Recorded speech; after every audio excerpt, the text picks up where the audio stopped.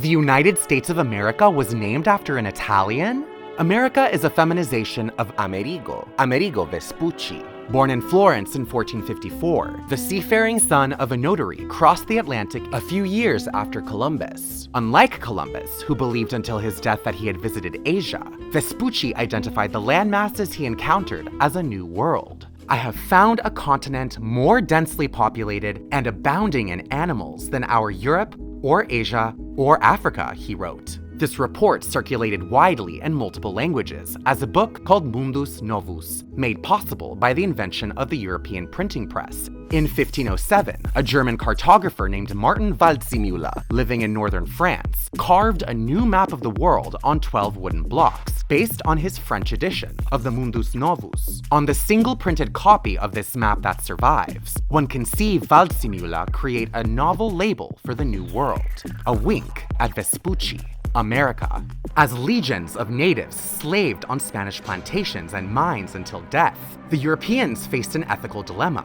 In 1504, the King of Spain gathered scholars and lawyers to evaluate the legality of conquest in the New World on both human and divine terms. Did the natives possess dominion?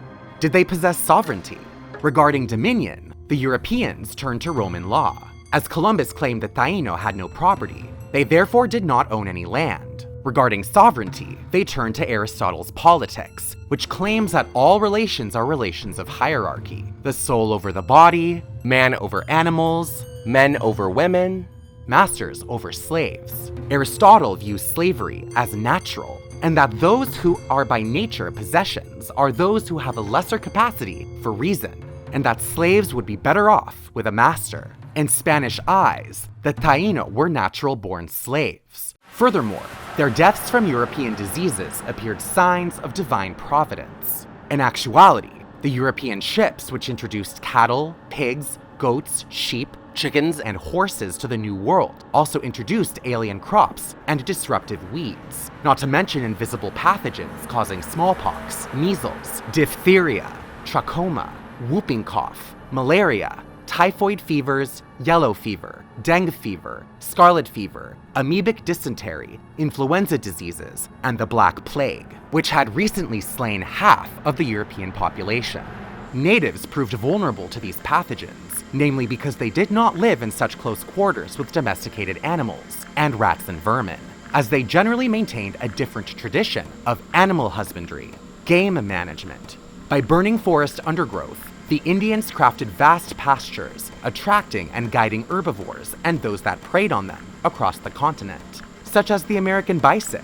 To save face, the Spanish crown composed the Requerimiento in 1513, a document to be recited aloud upon the arrival of the Spanish to any newly encountered peoples. It presents, in Spanish, a language barely spoken in the Americas at this time, a history of the world that justified any subsequent violence. If the natives didn't accept Jesus as Lord, the Spanish stated, "We shall forcibly enter into your country, and shall make war against you in all ways and manners that we can, and shall subject you to the yoke and obedience of the church and of their highnesses. We shall take you and your wives and your children and make slaves of them." Thanks for the heads up! War, enslavement, ecological devastation, and disease weakened indigenous societies and decimated the native population of the Americas, killing up to 90% by the mid-17th century. Forests across the Americas regrew, absorbing so much carbon dioxide that global temperatures dropped 1 to 2 degrees, reflected in the Little Ice Age. Signs of a true Holocaust. This mass death prompted the Spanish to begin buying and importing West African slaves to the Caribbean from the Portuguese slave trade in the first decade of the 1500s. However, the first black man in what is now the United States was a free man, a conquistador in fact, Juan Garrido.